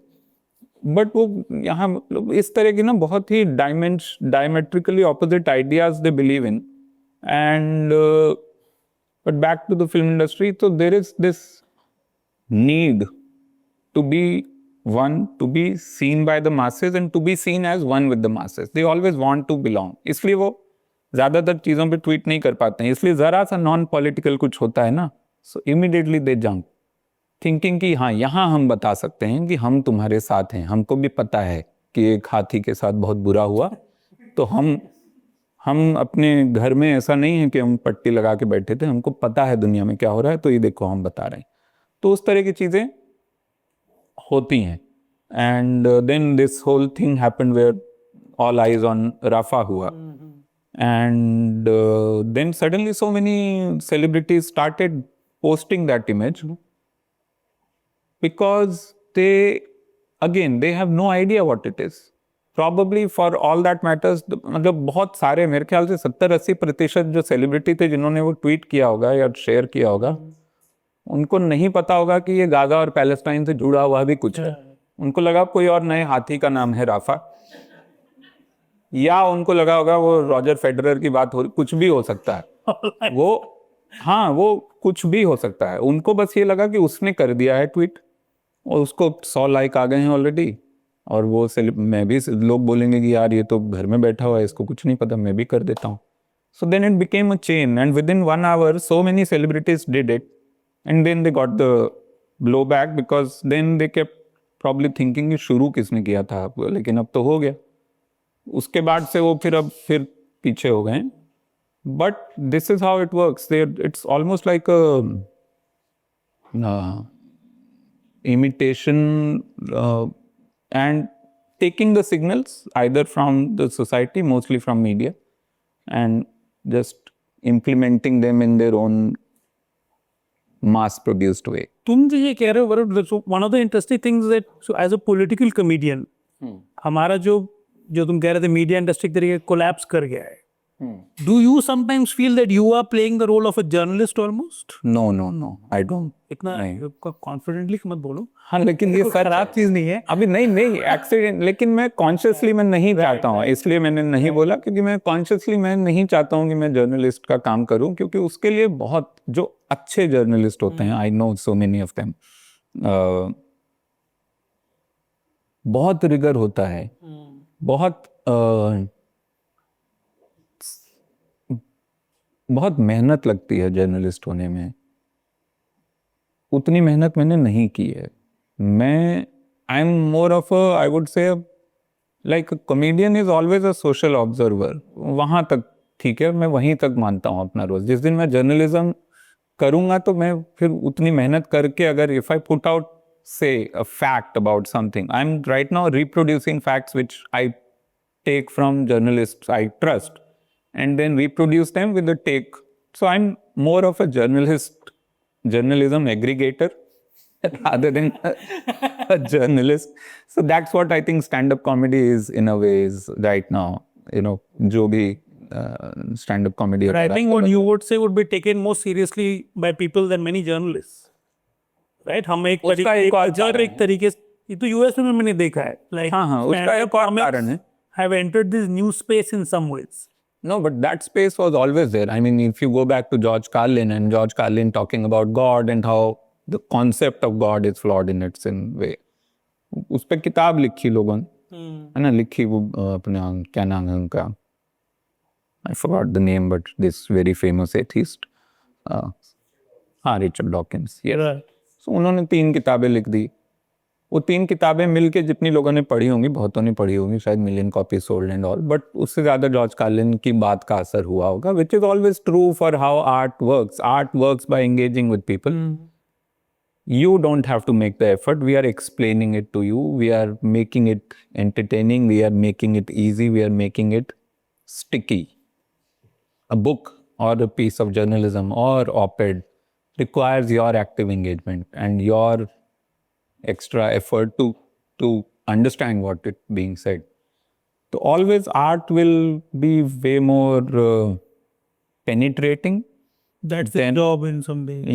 Yeah, but we take, I mean, there won't be any stand-up comedy if there was no journalism. There won't be any stand-up comedy. अगर ये जो जितने अगर हम माने कि इस समय 5-10% जर्नलिज्म है जो कि सीरियसली वो कर रहे हैं, जो जिसकी उन्होंने जो भी शपथ ली थी मन में या अपने स्कूल में जहाँ भी ली थी, तो उनकी वजह से हो रहा है ना। अगर वो भी नहीं होते तो सवाल ही नहीं है कि मैं या कोई भी उस तरह की स्टैंड अप कॉमेडी या उस तरह का फिल्म मेकिंग या उस तरह की कोई चीज़ कर रहा होता। तब हमको पागल कुत्ते ने नहीं काटा है कि अकेले सड़क, तब तो मतलब वो ही हो जाता, तब तो बड़ा मुश्किल हो जाता है। So that's the support system. We know there are still people who are doing work and there are still people who care about that work, and that's the starting point. I want to come back to films. So you've written a famous Netflix series, Sacred Games. Do you think you would have been able to do it in this environment? Nahi, I don't think so. I mean, no channel would approve it. Like, no channel would. Because even at that time, your show got attacked for being anti-majority and so on at that time, right? Yeah. तो वो तो हाँ, वो तो खैर अब हर छोटी बड़ी चीज़ को अब तो वही जो उस समय उसको लेकर जितनी बातें हुई थी उतनी ही बातें आजकल, मतलब ये वो ऑल्ट बालाजी के किसी शो को लेकर हो जाता है कि वो आर्मी का कुछ उन्होंने कोई आर्मी यूनिफॉर्म में कोई लव मेकिंग सीन था, तो उस पर भी उतना बड़ा बवाल हो गया था जितना पूरे सीक्रेट गेम्स पे हुआ था। तो आजकल तो हाँ, सो तो the bar has gotten way lower today. So of course secret games आज की तारीख में बनाना कोई किताब ही नहीं उठाता। किताब के टाइटल में सेक्रेड शब्द है, बस खत्म। वो सेक्रेड है, उसको काहे तुम उतारे, वहीं छोड़ दो उसको, है ना। तो वो किताब के टाइटल पे ही कोई पढ़ता ही नहीं। एक तो वैसे ही वो 1000 पन्ने की किताब है, वो बोलते हैं कि देखो ऐसा है, पहले तो इसका वो जाके वो ग्रॉक या जहाँ से भी उसका सिनॉप्सिस मांगते थे। हाँ, सिनॉप्सिस मांगते, लेकिन वो सिनॉप्सिस भी कौन ही हो, टाइटल में सेक्रेड है तो बात वहीं बंद हो जाती है। वो फिर से वो मतलब विक्रम चंद्रा साहब को दोबारा नॉवेल किसी और नाम से छपाना पड़ता, तब शायद हो जाता। बट वो अभी आज की तारीख में as again the chilling effect, OTTs are also like super scared. But why are they super scared? कुछ गवर्नमेंट से कोई दबाव हुआ है? वो जो तांडव का हुआ केस, फिर ऑल द एग्जीक्यूटिव्स, दिमाग बैनर्जी की पिक्चर ही अटक गई। अमेजोन, हाँ अमेजोन के कितने सारे लोगों को मतलब वहाँ पे मेरे ख्याल से लखनऊ के हजरतगंज थाने में उनको बिठाया गया। एंड तो तांडव को लेकर तो वो है, देखिए आप भले ही और वो तो वैसा भी, वो तो कोई ये भी नहीं है कि कोई क्रांति करने जाए, वो तो शो बना रहे थे। सो जब आपको पता ही ना हो, वही वो है ना, अनप्रिडिक्टेबिलिटी ऑफ इट ऑल। अच्छा आपको पता हो कि अच्छा कहाँ से आएगा कोई आइडिया ही नहीं। हाँ आपको पता हो कि आप कुछ बना रहे हैं which can probably create a bit of consciously, you know कि हम थोड़ा सा यहाँ पे there is a line in the sand and we are crossing that line and will be prepared. वो नहीं है यहाँ, तो वो पता ही नहीं है, सैंड ही नहीं था उनके पास, वो भाई साहब वो अचानक से वो हो गया। तो उस तरह की चीजें जो होती हैं ना, and then the way the whole thing, I think the online lynching is probably the word that has become the norm, where anyone can just say कि ये बहुत बुरा है, देखा क्या तुमने, and then 10 more people will say हाँ ये तो बहुत बुरा है, and then it becomes a thing on Twitter or Facebook or wherever, and then suddenly उसी रात को वो पता चला 8 लोग बैठे हुए हैं किसी चैनल के स्टूडियो में और बोल रहे हैं कि बहुत बुरा है, कैसे हो गया। जो चीज़ बहुत बुरी ये लोग बोल रहे हैं उसका कोई आउटसाइडर ऑब्जेक्टिव वैल्यू जजमेंट भी नहीं है उस पर कि ये बुरा है तो क्यों है, अगर है भी तो, और जिसने बनाया है उससे ज़रा पूछा जाए कि उसने क्या किया था, क्या इंटेंशन था, क्या हमने मिसइंटरप्रिटेशन का चांस ही नहीं छोड़ा है, इनफैक्ट इंटरप्रिटेशन का भी चांस नहीं छोड़ा है। मिस तो बात की बात है, ये they just give a very clear, narrow stance on this, a slant on this, and you go with that slant, and then suddenly like everyone just knows कि हाँ ये तो ऐसा हुआ है, और फिर साथ में उसके 4 इंटेंशन जोड़ दिए जाते हैं, इसलिए इन्होंने ऐसा किया क्योंकि ये पता है इनका, हमने डाल देंगे हेडलाइन। हाँ उनका लिंक्डइन हमने जाके देखा तो ये इनका घर जो था वो जेएनयू के पीछे वाली गली में था, तो बस ये हैं बुरे हैं। तो इस तरह की छोटी छोटी जो कॉन्स्पिरेसीज हैं वो जोड़ के it becomes a big thing, and it's and what I feel is really amazing in this day and age is that जब ये ऑनलाइन ट्विटर लिंचिंग होता है तो large numbers of them actually convert into government action. Government is actually looking at Twitter, police जाती है या कोई कार्रवाई होती है या कुछ होता है, जैसे जो तांडव का शुरू हुआ, it eventually ended up the police, which is remarkable. In fact, there are so many now, जो IT सेल के जो हेड है अमित वालमिया, वो तो पहले ट्विटर के प्राणी थे, so there's a direct link. Yeah. So अभी के तौर में, so it's very interesting. So it seems that the way you are looking at it, although you're part of this industry, you are entering it with a certain morality or let's say ideology, thinking, soch, vichar. Do you think you suffered because of this one? No, I did not suffer because I don't have big ambitions in the industry. So and I don't think I'm part of the industry in that sense. I'm an outsider who is still who would like to stand at the door and watch the party going on and see all kinds of, horrible things and celebration happening together, and that's fine. So मैं हिस्सा नहीं होना चाहता हूँ main stream उस तरह से तो तुम जैसे कि कल को मेरी बिल्लियाँ लॉन्च हो जाएंगी किसी फिल्म में, ऐसा कुछ होगा नहीं, मैं करना भी नहीं चाहता, ना ही वो चाहती हैं। तो कोई ऐसा फ्यूचर एम्बिशन है नहीं कि अगली पुश्तें मेरी सेटल हो जाएंगी। मेरी अगली पुश्तें 3 बिल्लियाँ हैं जो, और वो तीनों भी वो हैं न्यूटर्ड हैं, सो ना उनकी कोई अगली पुश्तें होने वाली हैं ना हमारी होने वाली हैं। This is where it ends, so it's fine. I mean I think I am good जहाँ मैं हूँ। But theoretically, if you had ambition, you would have suffered. Like it's a real decision that a and I person- still have ambitions, and I may have suffered, but it's a barter I went in consciously with, and I'm like, okay, it's okay. So I'm saying if it ends today, like this whole thing, not just the ambition, I end today. Like I step out and someone says कि कुंजुम में तुम कैसे घुस गए, है ना? कुछ दिल्ली में तो कुछ भी हो सकता है, तो बोलेगा कोई, किसी भी बात पे ऑफेंड हो गया, and that's it, that's fine. मतलब that, and it's not fearlessness, it's simply perspective that मतलब it's pointless सब कुछ, ये जीवन और सब कुछ, तो क्या ही हो जाएगा ऐसा. तो अगर 4 बहुत बड़ा मेरा होने वाला था, मैं कोई ऐसी फिल्म बना सकता था शायद आज की तारीख में कि वो जो 500 करोड़ हो जाती, तो भी मतलब हमको अपने ही हाथ का बनाया हुआ हलवा पसंद आता, तो ऐसा कुछ है नहीं कि हमारे पास कुछ बहुत बढ़िया कुछ हो जाता. इसके अलावा जो है वो अच्छा है. So I am fine that way. और कुछ सेंसर बोर्ड वगैरह में you written about or you spoken about the problems that All India rank या वेरी इनोकुअस तिरंगा- काइंड ऑफ अ फिल्म, उसमें भी प्रॉब्लम थी उनको, तो खैर शायद प्रॉब्लम फिल्म से थी या मुझसे थी, जो भी था. हमारे चेहरे देखकर नाम देखकर कुछ हुआ क्या, एक्स्ट्रा चुल हुआ उनको? शायद again I can't like You really can't say say for for sure because they didn't really spell it out that way, but they had You tell the incident because it's quite a ridiculous.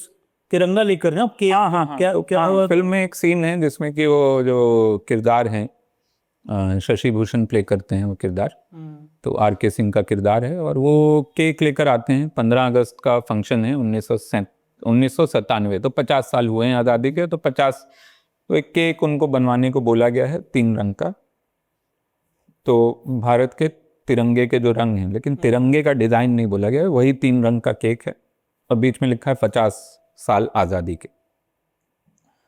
तो वो cake था film में. अब वो film में ये scene है कि वो, क्योंकि बीच में टेक्स्ट लिखा है, सो यू कैन से कि किधर सीधा है किधर उल्टा है ये. क्या टॉप पे क्या बॉटम है? हाँ, केक.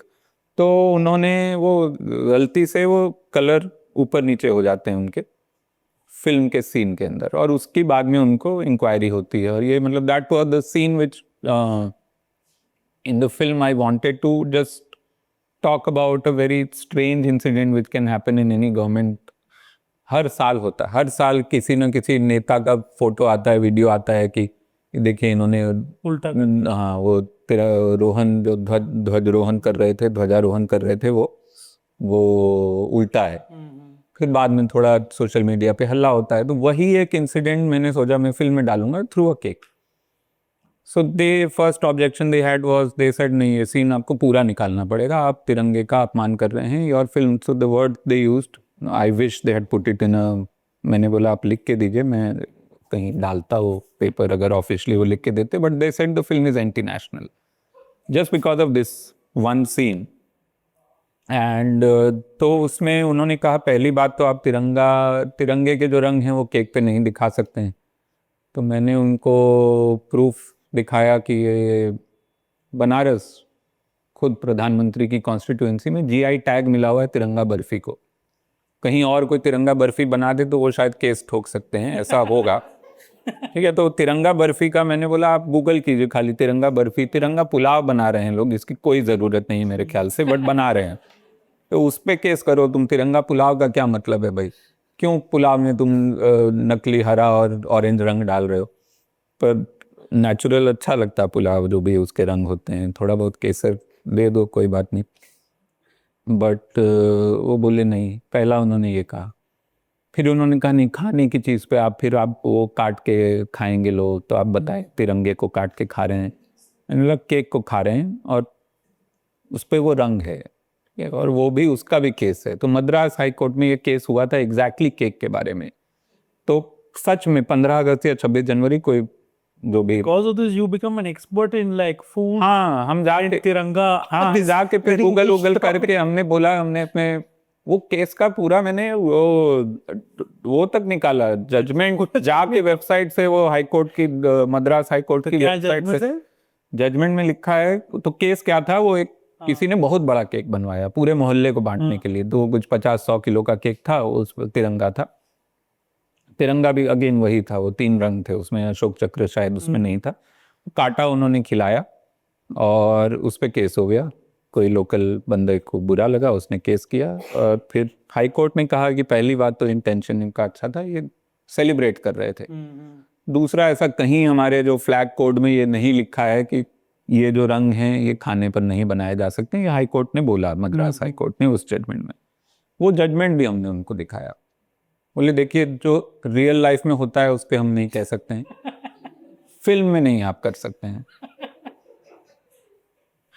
तो आप ये हटाएंगे, नहीं तो ये फिल्म आपकी रुक जाएगी, नहीं तो हम फिल्म ही पास नहीं करेंगे सिर्फ उस वजह से। तो आपको ये सीन हटाना पड़ेगा।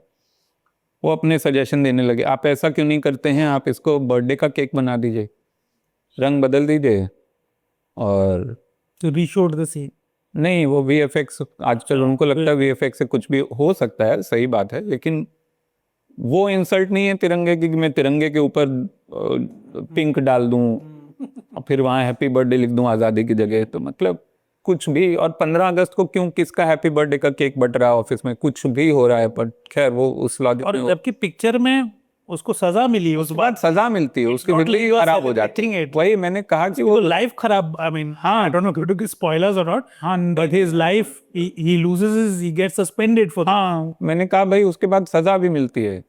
उन्होंने कहा वो तो बाद में मिलती है ना, अगर वहां उस मोमेंट में तो लोगों को ये लगेगा कि ये सही है। तो छोटी सी फिल्म थी, ऐसा कुछ नहीं है कि मेरी फिल्म देख के ट्रेंड चल जाता कि देश में हर जगह लोग उल्टा तिरंगा बना के केक पे खा रहे हैं, ऐसा कौन, हाँ, और फिर नौकरी अपनी गवा रहे हैं, ऐसा थोड़ा होता है। कौन, मतलब वो मैं कुछ एनिमल तो नहीं बना रहा था मैं कि एकदम मतलब पूरा एक कल्चर बदल जाए। बट खैर नहीं बना। अगर कोई इंटेंशनली भी ये कर रहा है तो लीगली उनके पास कोई ऐसा नहीं है राइट। बट एक छोटी फिल्म, लिमिटेड रिसोर्सेज, हमारे पास एक एक छोटे छोटे पोस्टर लगाने के हमारे पास पैसे नहीं थे। हमारे पास जब फिल्म रिलीज हुई तब मुझे पता चला कि फिल्म जब रिलीज होती है और थिएटर के बाहर जो होर्डिंग लगते हैं, फिल्म ये चल रही है अंदर, वो भी अगर फिल्म मेकर पैसा देता है तभी लगता है। थिएटर बोलता है कि हम नहीं बता रहे हैं कि आपकी फिल्म यहाँ चल रही है, आप बताएंगे। अच्छा।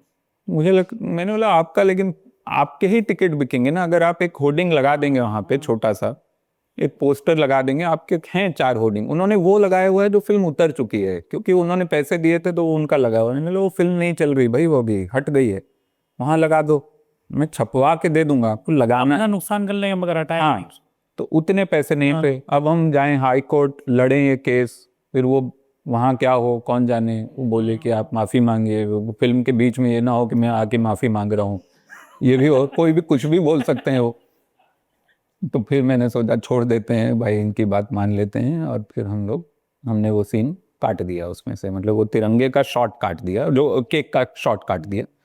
और वो बस वो इंसान देखता है कि कुछ केक में कुछ गलती है, उसके चेहरे के भाव से आपको बाकी की कहानी समझनी है। तो मेरा एक तो मन था कि पैम्फलेट बांट के, मतलब छाप के बांट दूं थिएटर में कि ये सीन में ये होता है, जो हम नहीं दिखा नहीं पाए हैं, लेकिन समझ जाइए कि उसके चेहरे के भाव क्यों बदलते हैं। बट या your most, I think, political act, Varun, was writing this poem, हम कागज नहीं दिखाएंगे, and I think it has become so popular that many people have forgotten that somebody has written it. Actually, a human being wrote those lines. How does that feel for you, that it's such a like strong political slogan that is still in use? अभी तो election commission बोल रहा है बात, मेरे ख्याल को इस समय आजकल वो बोल रहे हैं, तो काफी it has gone wide across the, सब इस्तेमाल कर रहे हैं।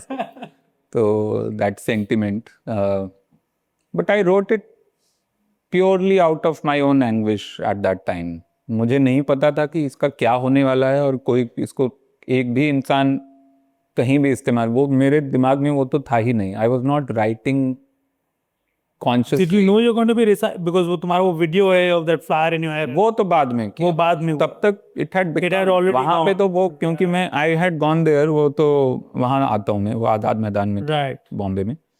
लेकिन मैंने उससे पहले ये, मैं तो कोई काम से जोधपुर गया हुआ था, कोई बच्चों का लिटरेचर फेस्टिवल था। मैं उसमें गया था, किताबों नाम का एक बच्चों का लिटरेचर बड़ा सुंदर सा फेस्टिवल होता है। उसमें मैं गया हुआ था और ठीक उसी समय ये जामिया पे पुलिस ने हमला किया और the statement itself sound strange ना, पुलिस ने एक यूनिवर्सिटी पे हमला किया अपने ही देश में और घातक हमला मतलब अपने शहर में. या सो these videos were coming out and the you know these students hiding in the library की तोड़ फोड़ हो रही है बहुत ही बुरी तरह से हर तरफ से. there was this really horrible shocking visuals from a university and from students who were just there studying for a better future of not just themselves but of this country. और वहाँ वो अटैक हुआ और वो visuals मैंने शाम को देखे. मैं वहाँ पे तब तक टीवी पे या जहाँ भी सोशल मीडिया पे आ गए थे वो. एंड आई वाज लाइक कुछ तो इसमें क्या बोलूँ मैं, मतलब क्या. एवरीवन वाज सेइंग समथिंग कि हाँ ये बहुत बुरा है, ये खराब है, ऐसा नहीं होना चाहिए, व्हाटएवर. लेकिन कितना गुस्सा, और जब बहुत ज़्यादा गुस्सा आता है तो मैं खास करके मैं चुप हो जाता हूँ. I didn't know what to say, so I didn't say anything. I didn't even tweet something with a comment or something. I was looking at it and I was like कि स्टन्ड. हाँ ये मतलब हम कहाँ आ गए हैं, ये क्या हो रहा है. And then I woke up in the morning और अगले दिन भी मेरा कुछ सेशन था वहाँ पे, सम स्टोरी राइटिंग वर्कशॉप थी बच्चों के साथ. और सुबह मैं उठा एंड मुझे लगा कि कुछ तो मुझे करना है. और जब भी मैं when I find myself incapable of saying it in straight prose, I feel poetry, kind of poetry does the job for me, because poetry always has, the first layer of poetry is music. The second layer of poetry is always pain, no matter how how celebratory poetry it is. मुझे लगता है कि वो musical and music itself has that coming effect.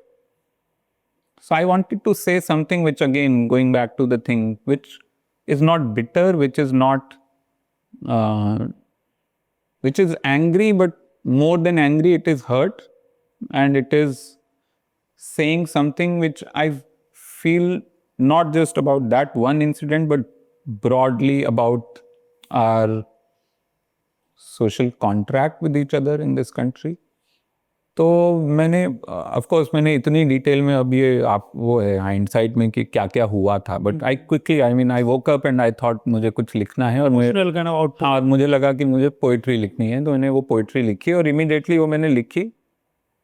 I also found it very powerful because the person is saying I will or will not do something, not that कि मेरे ऊपर जुल्म हो रहा है.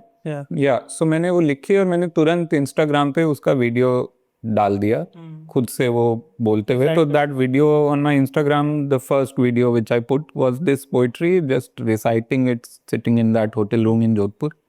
And then it went viral in whatever way. And by the time this thing, the big protest meet happened in Azad Maidan, तब तक it was already, I mean, Azad Maidan पे मेरे स्टेज पे जाने से पहले भी already someone else had recited it. Then someone spotted me. मैं सिर्फ अटेंड करने गया था, मुझे नहीं पता था कि मैं स्टेज पे जाने वाला हूँ, या किसी को भी नहीं पता था कि मैं वहाँ हूँ. But someone spotted and someone announced my name from the stage.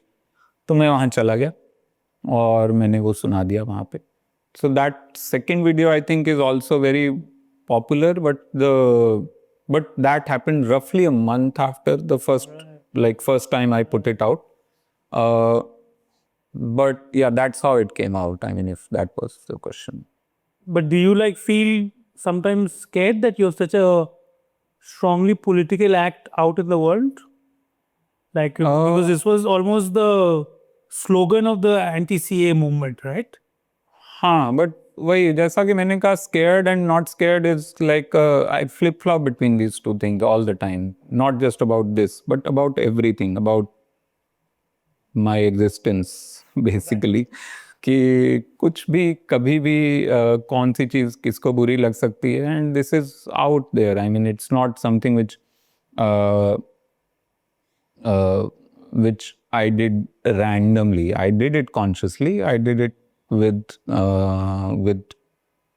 good faith, good intentions, and I will always stand by that. So did it very strongly identify you as a, anti-establishment figure?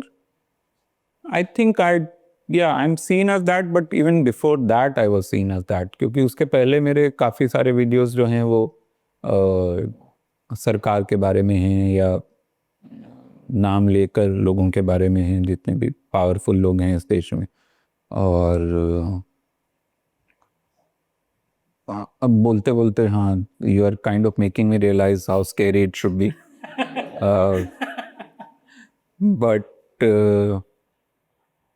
But yeah, I mean, there are things you choose, there are things you can't choose, and things I can't choose, I don't like.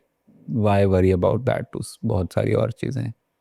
और India में क्या है, मेरा मानना है, India में अब किसी भी कॉज के लिए काम करेंगे, कोई भी cause, no matter how non-political that cause is. Just simply, for example, there's this huge thing about feeding stray dogs. Yeah. It's supposed to be the most non-political. You're not even interacting with humans. तुम बोल रहे हो यार ये यहाँ पे जो कुत्ते घूम रहे हैं मैं उनको खाना खिला रहा हूँ. It has become such a big issue. Like there are like I think all the most powerful people like the Supreme Court and all are stepping in saying कि भाई इस पे बात करनी चाहिए. आज ही सुप्रीम कोर्ट ने ऑर्डर जारी किया अच्छा. कुत्तों को राउंड अप करने के लिए दिल्ली में. ओह अच्छा. हाँ तो वही ना, अभी मतलब अभी right now cats are thinking अभी हमारी बारी नहीं है, कल आएगी भाई उनकी भी. Who knows? So it's all, everything is divisive. So where to stop and where to begin? So it's okay if I am also divisive and stray dogs are also divisive. Basically, then you don't have a choice. Like, जीना तो पड़ेगा ना, तो जी रहे हैं जितना जी सकते हैं. Would you always be anti-establishment even if this establishment I was. I told you, my show was shut down in 2009. End of UPA 1, I was the lead writer and my show was shut down at that time by whatever the government. You have a consistent record of being I think that is true for establishment irritating kind of person. yeah, every artist is always anti-establishment, even if they don't know. For example, I'm saying, okay, these filmmakers who we see as pro-establishment right now, just the fact that they are making art, cinema, they are using technology, which is, if you go looking, all the technology they are using is either developed by or funded by people they think are their enemies. The idea that mass consumption should happen of art is an idea which is very, very Marxist actually. Exactly, I think. So they are basically still, unknowingly they are propagating the things they stand against. Basically, I feel good aesthetic is scientific and scientific is anti-right wing. So anything which has good aesthetic, even this font, Kunzum ka jo font hai, I'm sorry if I hope they don't come and attack this venue and all, just because the font maine bol diya hai, bahut acha hai. But this font and the design and the choice of color, the choice of wall texture, it is right-wing. This wall right now is anti-right-wing. Yeah. That's all you need. So basically anything, and the thing with the propaganda films, mostly only those are working which have better aesthetics than the other. So वहाँ भी अपने आप एक natural refining process है, वो होता रहेगा. और वो अगर आर्टिस्ट हैं और वो अगर आर्ट बना रहे हैं तो they are in a way sowing the seeds for the subversion. So I think so. It's a very extreme grabbing at the, क्या बोलते हैं, एकदम खुरचन पकड़ रहे हैं हम कि यही बचा है, बॉटम ऑफ द बैरल वाली बात है कि कहीं से थोड़ी सी खुशी ढूंढ लो. लेकिन मेरे ख्याल से सच भी है, इसमें कुछ हद तक सच है. Final question, Varun, I want to ask you. So, I think when you were late teenager, college, you took a big risk. I think for a middle class kid, you took a big risk, and in whatever way you've been quite successful at that risk. And I'm like, looking back, are you happy with your journey? Do you like, you feel vindicated that you managed to bum around outside FTI or whatever? Yeah. I mean, the first day, my first TV thing came on in 2005, 26 July. जब पहला मेरा episode आया great Indian comedy show का, वो उस दिन मैं जितना खुश था, उसके बाद से मैं कंसिस्टेंटली उतना या उससे ज़्यादा ही खुश हूँ, because every day is like a dream कि हाँ मैं ये कर रहा हूँ, मैं ये कर पा रहा हूँ. I can just write or watch movies or make cinema and call it my job. That's like amazing. And that, I mean, so for me, this has been a very fulfilling journey, and I won't change anything given a chance. Cool. Thank you so much, Varun. Thank you. This is all we have for this episode.